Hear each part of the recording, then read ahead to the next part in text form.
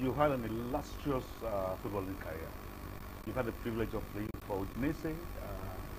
You played for Inter Milan, where you won 2 Scudettos, won the Champions League. You played for AC Milan, played for Portsmouth, played for where you won the FA Cup, and played for Sunderland as well. After all these huge sides, you decided to settle with Accra Hearts of Oak. Yeah. What would motivate you to come down and play for Hearts? Accra House of Oak also is part of the big teams. All right, great. It is in Africa. Yeah, all right. Definitely, it's a big club. Well, coming back home and settling in Hearts of Oak, the inspiration came from my son. Even though I had a good relationship with Hearts of Oak, with the owner. Chief Togo Afede, but I call him president. All right. And then a few members on the board, Akambi and Odote, and also Dr. Temaklo. It's like a father. So yeah. What has been the experience like coming to play for Hearts of Oak and playing on the local scene in terms of the standard of the game? Well, the standard is good, but we can improve. We can really improve a lot because now every country is improving. World football is improving. It's just different compared to 10 years ago. 10 years ago we had men on the pitch. Yeah, when Kotoko and Haas is playing, are playing, and when even Susububi, other teams, small teams are playing, Oko are playing, it's really tough, man. It's generation. So now it's a new generation which they have their own way, the type of football that they play. Very young ones, pacey, and now football is not much contact. Okay. It's very tactical and it's wide play. So there's a lot of room to improve. But we all have to come together in order to make this thing happen for ourselves in the future of these little ones. Hearts lost their title, but they won the FA Cup, so they'll be venturing into Africa. How ready are you for Africa? Well, I've been talking with the president and the members also. I had only 6 months contract with Hearts of Oak, but I want to renew it. Renew it meaning I want to be part of the African campaign. I've had the privilege of watching you week in, week out, play for Hearts of Oak, and I know how the fans are so excited about you. A number of times, and a number of them believe that Sulley should get back to the national team. Right. How much do you miss the national team, and are you ready for that? Well, missing, of course, it's Ghana. Even if I'm in my crutches today and they ask me to come help, definitely I'm going to run and go. Even if I can play, I'll sit there and contribute, you know. The thing is that I can't sit down seeing my country go down. It's the serious passion that I have for football. Whatever I do, what that I do, I put everything in because I always want to win. And you see the love that is around the people, the market women, the sick ones, and people around the street. They cheer your name and everything. They don't want anything. They just give you that love. So why don't you give it back by putting the effort and making them happy? So that's basically things that I do. And Hearts of Oak fans have been amazing. Talking about the national team, I remember in 2008 when we hosted the Cup of Nations, host and win against Guinea. Very, very tough game. I remember your 40-meter screamer who gave us that victory. We're very, very close. We failed to win. I'm just wondering, you've been with the national team for so many years. What is it about the national team that over the years we have struggled to win the Africa Cup of Nations? The last time we won, many of the fans right now were not even born. Right. True. We came close. That was when we played Cameroon here. Yeah. That was the semi-finals. But then we went to the finals in Angola. That's right. I wasn't part of it. Yeah. But I was cheering. And lost narrowly to Egypt. Yeah. So we also lost on penalties in the final to Cote d'Ivoire. Yes. And then we went, I think 2012, we were in the semi-finals with Zambia, right. which they won the trophy. Right. So I think we're unlucky in certain part, but then hard work comes with luck. There's no way that you will sit in your room and then you're waiting for luck to come. It won't. All right. You need to work really hard. So I think soon we will, which the next African Cup of Nations, if everything is put in the right place, definitely Ghana can definitely make it. Now, by the World Cup, I mean, 2006, you were privileged to be part of that team. After the preliminaries, when we played against Brazil, they won by 3 goals to 0. But even in terms of possession, Ghana were ahead Brazil. Right. Was it a case that because it was your maiden appearance and getting to the second round, all of you were just satisfied just getting to the second round? Well, it was the excitement, I think. Being the first time in the World Cup, when we started the campaign, we lost the confidence from our people here. Yeah. It wasn't there Okay. in the beginning, right? All right. So I remember when that was our first campaign, we played Burkina Faso at their home. We lost 1-0. So we were in Kumasi to play South Africa. And when the bus were about to go in, that was the first training. Yeah. You know, at that time, Black Stars was just really down. So they started throwing like stones, and you know, because there's not any hope. So we went in, we trained the following day, we played them, we won by 3 goals. I remember, I think I scored first goal. Okay. So you were even commenting. So I could hear your voice because I watched YouTube, and that was old days ago. Okay. Yeah, olden days. So I think that narrative changed Okay. after we beat South Africa here. So at that time, South Africa was top in Africa. That's right. So when we beat them here, we got that confident that we can do it. So from that day, the whole Ghana started cheering, getting hope from us that, oh, at least in Grofo, you know, more chance. So after the game, we came out with the bars. It was just amazing, the whole country. So we got so much confidence in ourselves, and then that's where we started building that team, that formidable Black Stars, and then the journey started from that side. So getting to Brazil game, of course, we lost against Italy first game, and then we won Czech, and then we won USA, and then we qualified for the group stage. So there was so much excitement. Me at that time, I think I was 23 or 24. So I was excited, not satisfied with what we did, getting out of the group with Brazil. But if we could have, of course, would be amazing. But we were just satisfied with that. And then in 2010 in South Africa, we got very close to the semi-final. Yeah. And then in 2014, a lot of drama. Yes. How far do you think Ghana can go in the World Cup as we get ready for Qatar?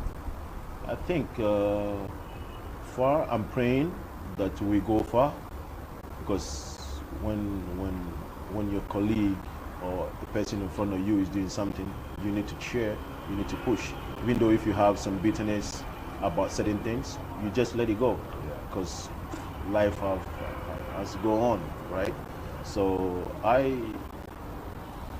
I think with the inclusion of these new players that are coming in, with the technical team, the right people, definitely, if things are put in place, we can do it. We can really do well. 2010 was amazing. 2010 is just the build-up from 2006 to that period, you know. So the players were there, the foundation was there already, and the young ones came in and they blended. And for me, all the time when I talk about Black Stars from that period, for me, it's just the defense. The defense and the midfield, but meaning the defense meaning from Olele. Okay. For me, if I'm playing and ball goes behind me, I don't even look. Well, you know, Olele is there. Yeah, because Olele is there. And John Mensah is in the middle. John Mensah is there. But when there's a shoot like hit, I just turn around because I know that's the confidence I have in that guy. For me, he was everything for us. He was like 50% of our team. But I pray that this World Cup that is going to be held in Qatar will be really good for Ghana. Because we have super great players that can make difference. Yeah. You know, talking about the players who are coming into the team. Suddenly, Naki Williams has switched nationality. Yeah. You have the likes of Sulley getting ready. And then Tariq Lamptey is also switched nationality. Salisu. You said Sulley. Sulley is me. Sulley is you. Yeah. So maybe I'm going to get ready. You're getting ready. Yeah. So quite a number of these players ones, who have Ghanaian ancestry have joined the team. It divides opinion. But what is your take on their inclusion in the team? When we were playing, a few players came in. I think 2006, Otuado played before. He played with the Black Stars before that. I was gonna say him, but he didn't live most of his life here. He stays in Germany. So it started from that time, long ago. So it's not that something new. And our time also, Prince came in. Awusabeye came in. Aduma came in. So there are few players in Kwarase. So the new players, Williams, the Inaki Williams guy, and the English ones that are in, the few ones that are about. I pray they do, but it's not that you should switch your nationality because you want to play in the World Cup. The thing is that Ghana is different. The Black Stars is different. I don't know about these Black Stars, but the Black Star that we had before, it's different Black Stars. So you can switch and come in and re-switch and go back because you won't be able to play. If you don't really commit yourself to the nation, you won't play because it's beautiful. Yeah. I remember your goal against Guinea, as I indicated, at the AFCON in 2008, because we really struggled in that game and needed that screamer. Again against Uruguay in 2010 in South Africa, you came up with that screamer. So you scored some very important goals for the national team and enjoyed some really good games. What would you say would be your most memorable game or games for the Black Stars? Yeah, a lot of them. Yeah. But I think the one here, first opening game was, yes, that goal was because when I stopped the ball, I gave it to Mike. Mike gave it back to me, and then I pushed it forward. He said, "Ali, ball." Yeah. So I remember all the time. So when the ball came from up, I headed it to him. He stopped it, and he pushed it to me, and then he said, "Ali, ball." So I just pulled it up again, and then I hit it, and then it went in. You had a wonderful relationship with Mike Lessian, who was your roommate. How special was that relationship? It was amazing. Yeah. It's just the strength of the team. You know, you might not get along with someone, but when we go on the pitch, it's just different. And the thing is that at that time, we don't talk about each other in a bad way. No. John Mensah doesn't even talk. John Pento, he's the one that bounces everywhere, and Asamoah. Asamoah dances everywhere, every corner. He's like a fly. He bounces everywhere. So, but with me, I joke in camp and everything. That's the only people around that knows that I joke, you know. And with Mike, of course, we joke. We have amazing relationship with Steven. And so we built that relationship in Black Stars. Now, whenever anyone comes in, we don't discriminate and put the person away. We open up and the person comes in and we close. You get what I mean?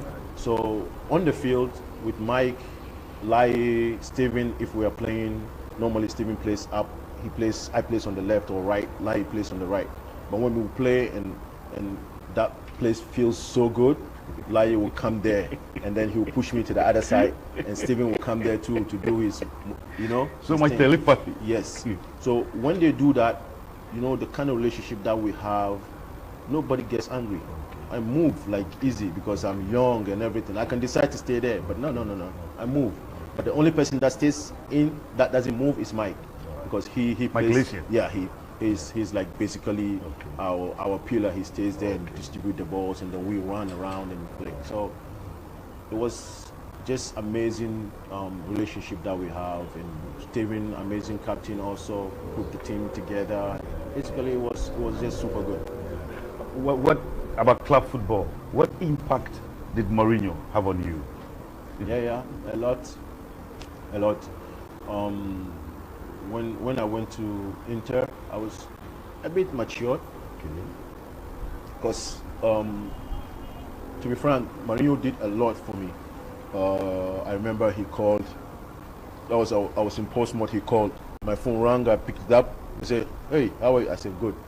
He said, "Mourinho." I said, "Yes, sir. I know, because I know that you're gonna call me. Okay, you want to play for me?" I said, "Yes, sir." "All right. Okay. I'll see you in Milan tomorrow." He just hung up. Yeah. So. At that time, had you decided to go and play for Inter Milan? I didn't decide, but he called. He said, "This is me. Do you want to play for me?" I said, "Yes, sir." He said, "Okay. I see you in Milan tomorrow." I said, "Okay, sir." So I was at the balcony. I came in, and then I told Mine, "Let's get ready because we're leaving." So but Mourinho wants men. He doesn't want kids. Now you can be a kid, but he'll go in you to bring that out for you. So it's up to you to follow him, and if you want to go against him, it will be really bad. But if you want to go with him, he was gonna make you the best player. So you could see that every African player with him is just super, from Drogba to Mike, me, other players, now John at Roma. Kwabena Yeboah. Yes. So he's just amazing person. Mourinho is just super amazing. During Ramadan, he helps a lot, so it's good. But then Udinese, I had a coach called Spalletti. Okay. So he gave me everything, like how to play, how to make sure when ball comes, before ball comes, you know where ball is going and everything. So I had some amazing coaches, which great. helped a lot. So Sulley, who is your favorite artist in Ghana and your best song maybe? I have a lot, not one, not two. Like Omunina, from Kojo Entry to Daddy Lumba, Kim Promise, Shatta, Stone Boy, okay. Kevin Boy. He made some music, some songs that are really good. Yeah, and the female also, they're really good. Most of them are really good. There's young one, Jackie or Jackie. Kaki? Alright, so I wouldn't know. So yeah, and a few ones, which they're really doing well. So, do you know Nana Mpadu? He's my favorite artist. Nana Mpadu, that was old. Yes. 1960s, mid-60s. And Nana Dufo, Nana Kufo. Kumasi, he came. Yeah, Tufo. But he's no more, right? He's no more. Yeah, right. He's a late generation. Namachi Dede. Namachi. That's music. That's music. Yeah. Nana. All the nanas. Yes, all the nanas, yes. Thank you so much.